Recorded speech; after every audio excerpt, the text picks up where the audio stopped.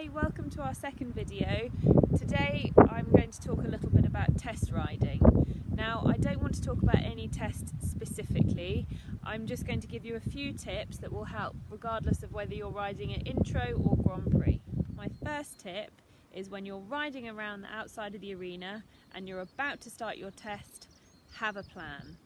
You have 45 seconds from the time that the bell goes to when you actually have to enter the arena. So take your time and don't be in a panic to get down the centre line. So knowing your horse here is key. If you have a lazy horse, do transitions, get them off your leg.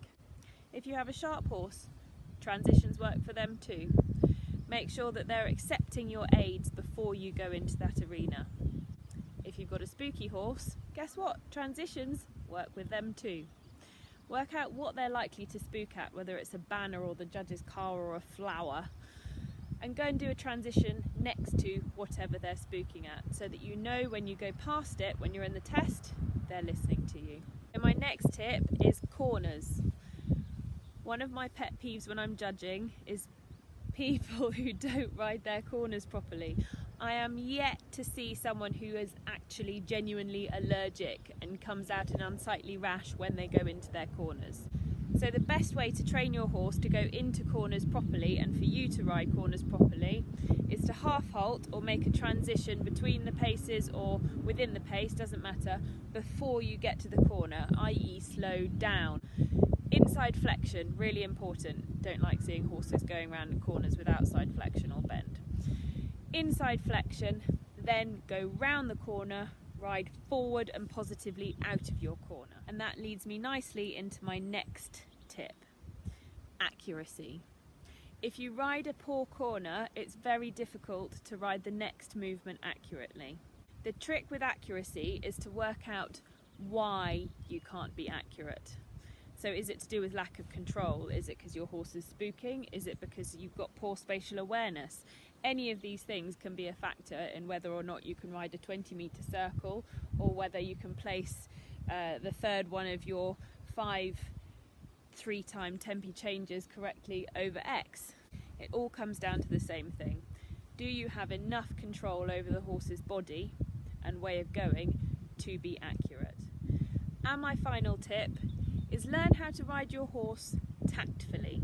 Things often go wrong in dressage tests and you have to have a plan for when they do go wrong. So the main thing is if things do start to go wrong, that you don't panic and create a snowball effect and then the rest of the test goes even more wrong. Also, know your strengths and weaknesses.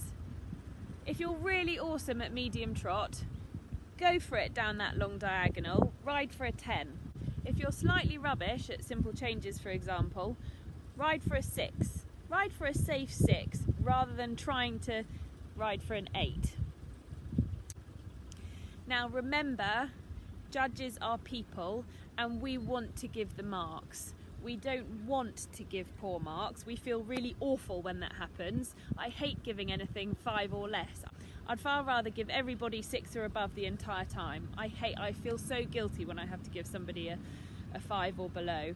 So the way that I know the mark that I'm going to give is if I'm tense and my butt's clenching, then something is a little bit amiss with what I'm watching.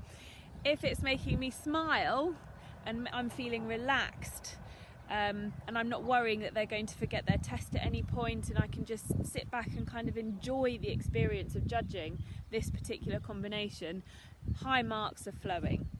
So don't make us judges tense. Now whether you're choosing to ride or not at the moment is entirely up to you, but something everyone can do is go and look back at old tests that they've had videoed previously and look at it with a critical eye. How good were your corners? How good was your accuracy? Did your corners affect your accuracy? And did you have a plan when you were going around the outside of the arena, or were you flustered when you went up the centre line? Let me know what you think, either comment or send me a direct message. I really don't mind. I'll try and get back to everybody. But in the meantime, stay safe everybody and keep washing your hands.